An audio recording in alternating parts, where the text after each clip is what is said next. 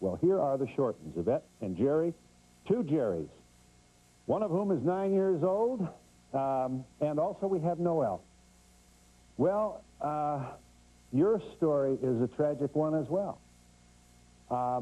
Your first baby's born, and I assume everything's fine. Isn't that right? Right after the birth, you had no indication of trouble? We knew that it was a possibility when I was about 7 months pregnant. My aunt's obstetrician called my doctor and just to let us know that this was a possibility, that our family was, the female in the family were carriers. Somebody had already done the blood work on you to determine? No, it was in the family. My aunt, my mother's sister. Okay. So your first baby's born, and how long is there, I mean, when did the yellow lights go on? We were very young, and it was hard for us to believe that what my aunt, you know, something going on in my aunt's body would actually be a part of me.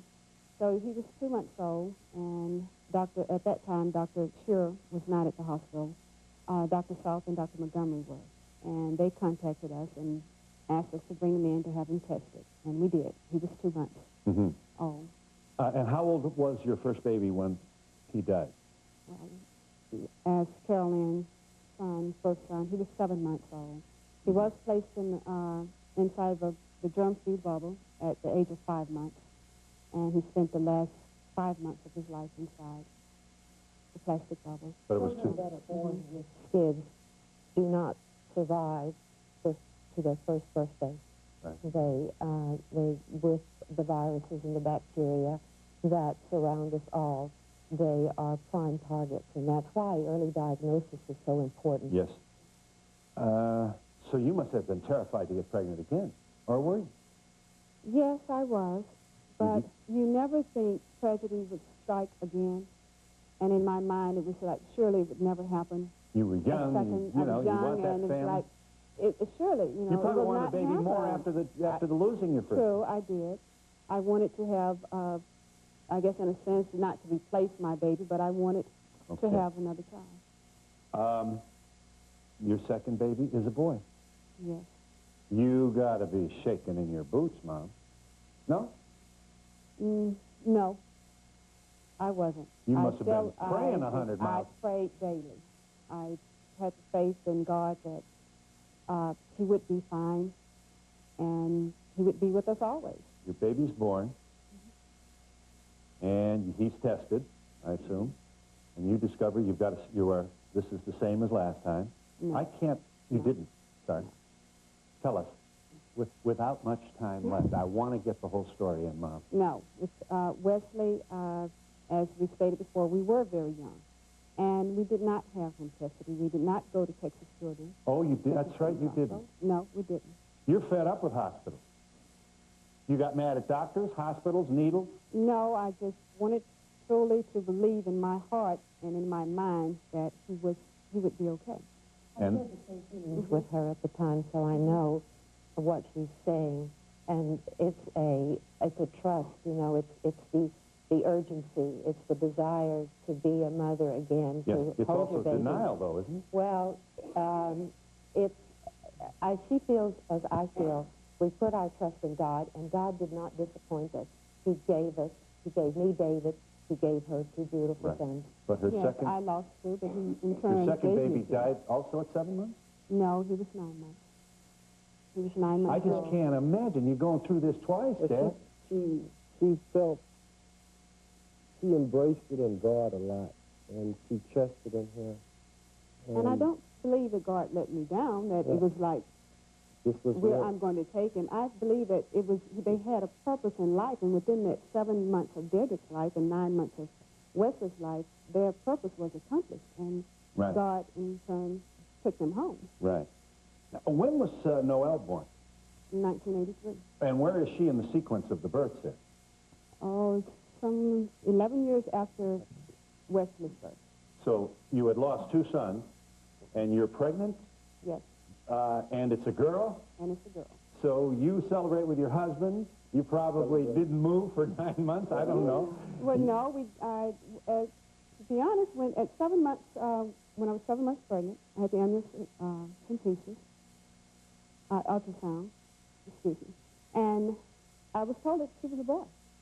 Yes. They told me, they described everything, they showed me everything in detail and said, this is a boy. This is a boy. You don't have enough going on in your life. Right? But you say, I still God, had my we're faith gonna in do God. this. I Okay. still had my faith in God, and I Okay. knew she would be fine. And if it was a boy, I knew he would be fine. And Okay. in turn, it was a girl. Noelle is, how old are you now, Noelle? You're 12. So here's this beautiful child. It's a girl. Hooray. How long later, Mom, for Jerry? When did you find out you were pregnant again? Oh, there's 2.5 years apart, in a difference in their years. That's a boy. So, and it's a boy. Yes. And we were told that he was a boy. And your baby, and they were right this time. Yes, they were right. And your baby is born, and you discover? 3 within strikes. 2 hours after his birth, we discovered that he was a carrier. Yes. What did you do? I immediately called Dr. William T. Shorten. And you took him to Children's Hospital? Yes. Attached to Baylor University? Right. Uh-huh. And did they put him in a bubble immediately, or what happened? What? No, they no longer placed the babies born with SCID in plastic bubbles. No, it was just a germ-free room. Maybe Dr. Steele can explain that now. Technology is advanced now that you can make a diagnosis very quickly. And so if you need to do a bone marrow transplant, you can do this within the very first few weeks of life. And there is an isolation procedure, but it's much more relaxed. Well, it's not inclusive, and it does prevent most of the germs from attacking these young cells. okay. So we're gonna provide for the good-looking Jerry Shorten here a bone marrow transplant. Where do you suppose we got the bone marrow material? This is the smartest audience, I tell you. We don't let everybody in here. Well, Noelle, how proud you must be, helping out your little brother like that. I hope he treats you good. You're feeling all right, Jerry? Yes. No problem at all. Good looking, too. Probably an athlete. You transplant Jermaine. I'm instructed to call him Jerry. That's what I'm going to do. I don't want anybody mad at me. Now, you are twisted in the wind here. You don't know. Okay, the needle. And how do we find out whether this works? He gets a cold. Now, this will kill him if this is not working. Imagine being threatened. Your life is threatened by a common cold. There is no rallying from this with this condition. And you had it too, didn't you, Mom? Didn't you have a cold? Dad? Yeah. Right. The easiest way to test currently is just to do a blood test some weeks to months right after the transplant. And it is true, babies like this can throw off ordinary common colds, whereas if without transplants, they can't, obviously. Yes. And Jerry's test showed from the first that little by little, things were working. And it was very easy to see clinically, too, that he was growing like he should. We have, in a moment we'll meet, he survived the cold, and everything's fine, and he is literally a specimen, isn't he? These 2 children are perfectly healthy. They are perfectly healthy. What a price you paid getting here, and how new the world is of medicine, and how much we all better find out what's going on out there. It changes every hour. It is incredible what's happening here, and if you're still not impressed, we got a guest coming out here in just a moment, parents and their baby. Same situation.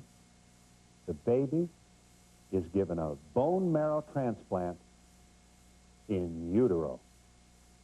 We'll be back in just a moment.